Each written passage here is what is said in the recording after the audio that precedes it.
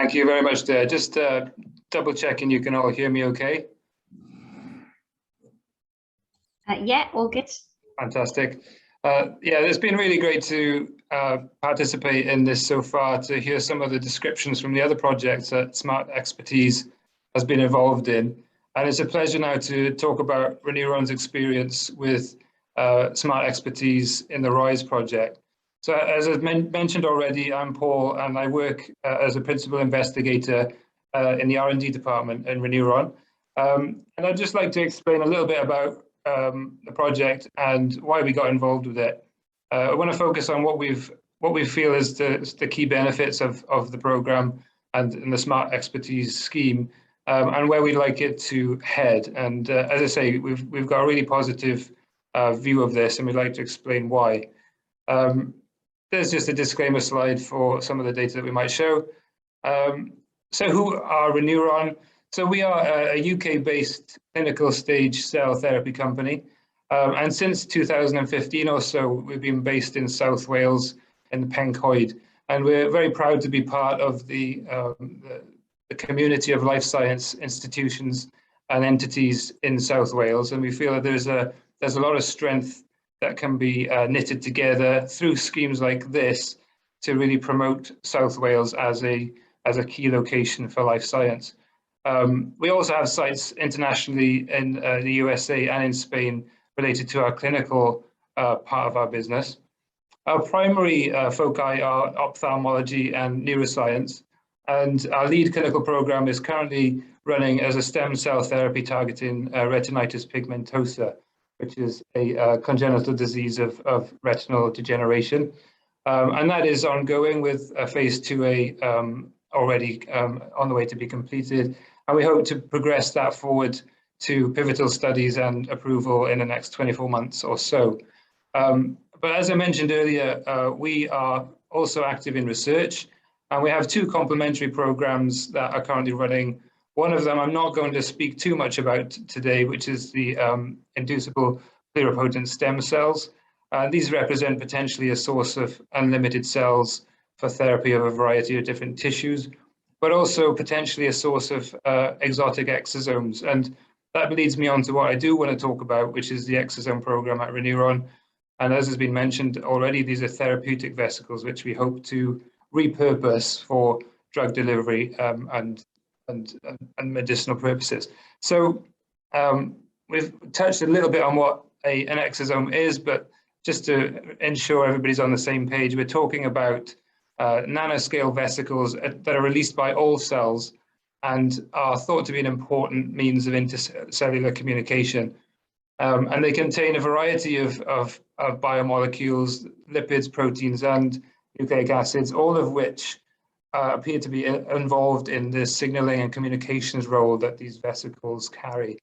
And as I've mentioned, the therapeutic interest is to perhaps convert these vesicles' abilities to transport signals physiologically into something that might transport therapeutic cargoes. And we have multiple academic and industrial collaborations in place that are running as we speak.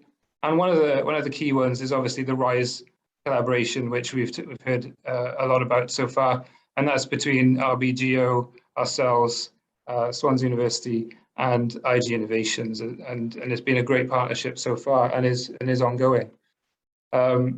Just a little cartoon for visualizing the scene. So exosomes are generated internally within cells, and these larger vesicles containing the exosomes are fused to the plasma membrane, releasing those vesicles into the extracellular space, and this is then received by a target cell, and those exosomes can indeed induce changes in the target cell's behavior.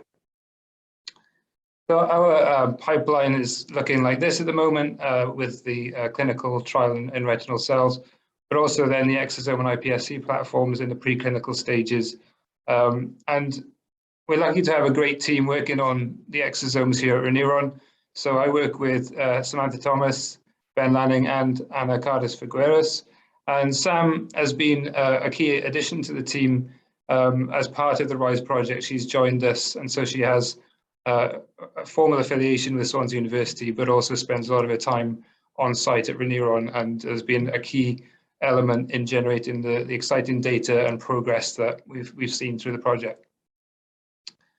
But why did we need SMARTExpertise? Well, as we've mentioned, there are there's a lot of interest in the exosome field at the moment, and it's a developing field. And we identified three main categories of needs or aims that we wanted to address.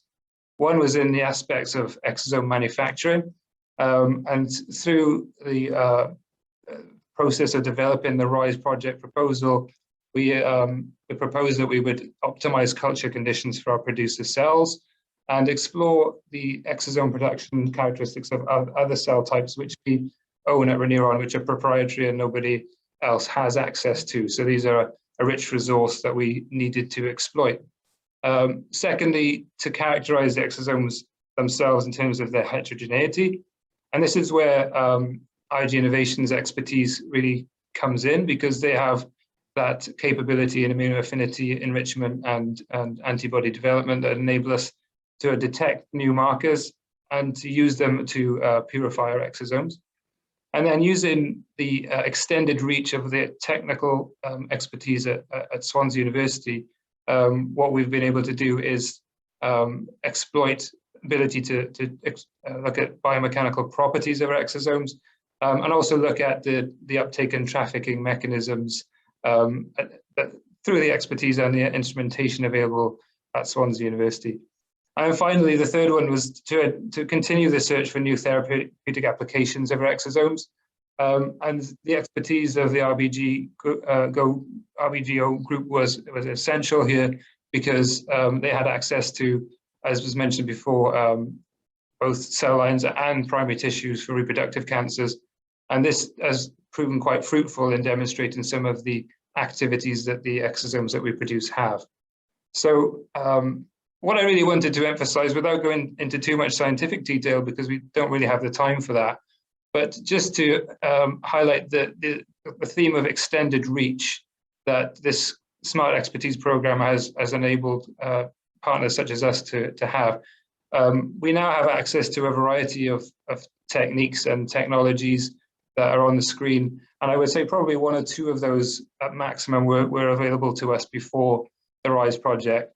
And now we have access to far more. And this gives us a greater expansion of technological ability to assess and probe our product further, but also to get input to interpret that data. And that's only available through the expertise and the personnel that the RISE project has enabled us to get access to. I don't, again, want to spend too much time going into any hard data here, but just to summarize some of the many outputs that we've had from the project thus far. And it really is, this is the tip of the iceberg, really. But we have been able to address each and every one of those needs that we've identified as the start of the project. This one addresses some of the exploration we've done to look at alternative exosome types that we can produce using our proprietary cells. And we found some great characteristics, identifying interesting and potentially commercially valuable markers that are distinct on this new exosome population, and that there indeed appears to be a higher yield of this particular extra population that we've looked at as compared to our standard. So that certainly addresses one of the major aims that I've already mentioned that we started off wanting to address, and highlights the kind of deliverables that we are seeing from the project. I've also mentioned our intention to look at alternative indications and possible applications of the exosomes, particularly in the reproductive cancer space. And this is RBGO's expertise. And again, we're generating some really interesting data showing that we do indeed have some anti-cancer properties of the native exosomes. And through the artificial intelligence and big data approaches, which has been spoken of a lot today, we have been able to begin to elucidate some interesting commonality in the pathways that these exosomes seem to drive in order to cause this effect of anti-cancer. And so that's becoming really useful and will be fruitful in the near future with regards to publications, and also we believe to be able to develop potency assays that will be able to elicit the mechanisms of action of our exosomes and evaluate batch to batch variation. So again, this addresses second one of those points that we brought up at the beginning. And then finally, addressing the heterogeneity in the exosome population, which may indeed be useful. We've definitely seen that there's some differences in terms of the size of the populations that we're generating, and there are distinct subpopulations with a smaller size, which we believe is an interesting observation. And also, particularly using the expertise of IgInnovations, we've been able to develop immunoaffinity techniques through their ability to help us develop columns that can aid us in the purification of our exosomes, and also to elucidate some of these interesting subpopulations on the basis of distinct markers that we've identified and raised antibodies to. And this has only been possible through the collaboration RISE, and in particularly through IgInnovations, and I know you'll hear from IG shortly. So what I wanted to really draw from those slides is that we started off with aims and needs that we identified through our own operations, and through proposals with the RISE, we've been able to address and deliver on all of those. And the project is now in an extension phase due to the success of the project in the first phase, and we continue to refine and drive forward the data that we're generating in an exciting way. So it's been a really productive collaboration thus far. I think to summarize our experience of the scheme, SMARTExpertise scheme as a whole, there's no doubt it's been very, very positive.